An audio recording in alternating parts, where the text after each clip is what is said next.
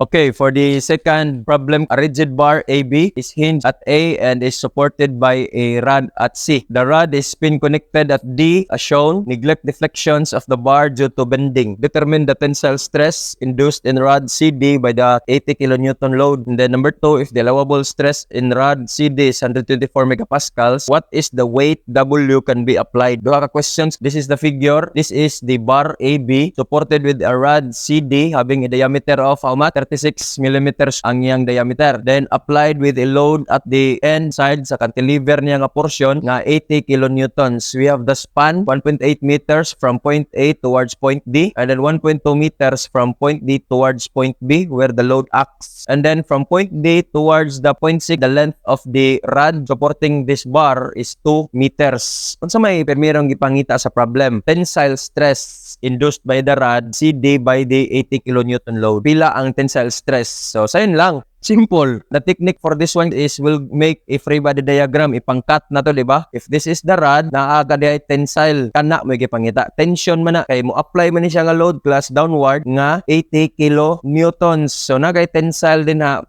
Rod CD na kay tensile stress gyud kay na tension man na siya, di ba? Kay kami mangunaw-unahon ba, if this is the bar, nag-apply na nga load class mo draw down. So ang katong nag-support niya mo inat, so na siya tension, tensile stress ang mo occur. Now it is hinge support. Sa hinge nga portion class, basta hinge gani na kay duha ka reaction, na kay moment, na kay duha ka reaction and moment sa hinge. Same pod na siya sa fixed nga support. Ganong na moment ang hinge class because na may rotation, pin connected man siya, maka-rotate. Ang advantage class kung dinhi pud ka mo moment kang A, mawala automatic imong duha ka reaction kay mo pass through siya sa centroid. Magpabilin kag moment, mo rotate si CD, mo rotate ang 80 kilonewton load. We will be summing up moment at A equals to 0. I will consider the clockwise direction as my positive. So unsa may mo rotate og clockwise? The weight, then ang moment arm niya nga 3 meters equals sa force CD, moment arm niya nga 1.8 meters. So the value of our weight is 80 kilonewtons times moment arm nga 3 times the unknown force at CD, then moment arm nga 1.8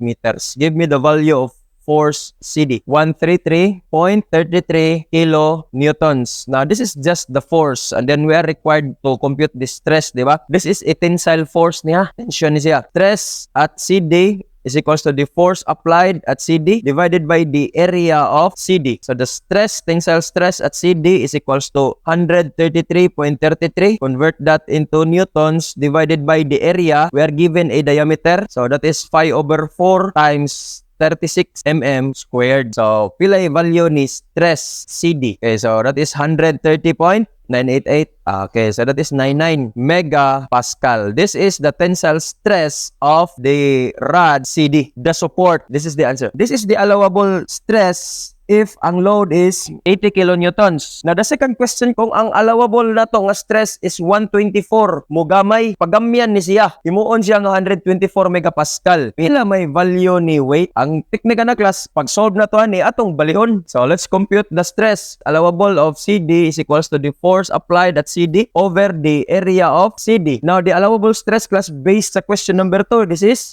124 is equals to the force applied at CD divided by the area nga pi over 4 times 36 squared. Now, pila new force applied sa rod CD? 126,216.63 newtons.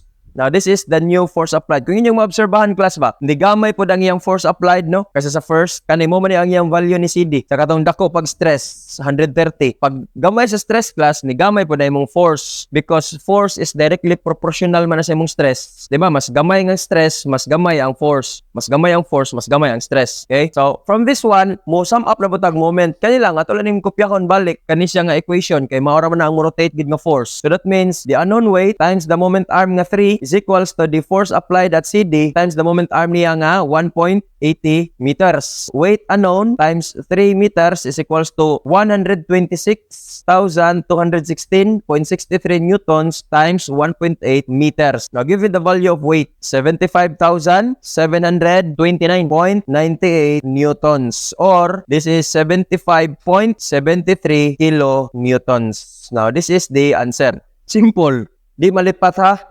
Ay, gawin na. GG na po. Ha? GG, di ako po? Ano ba?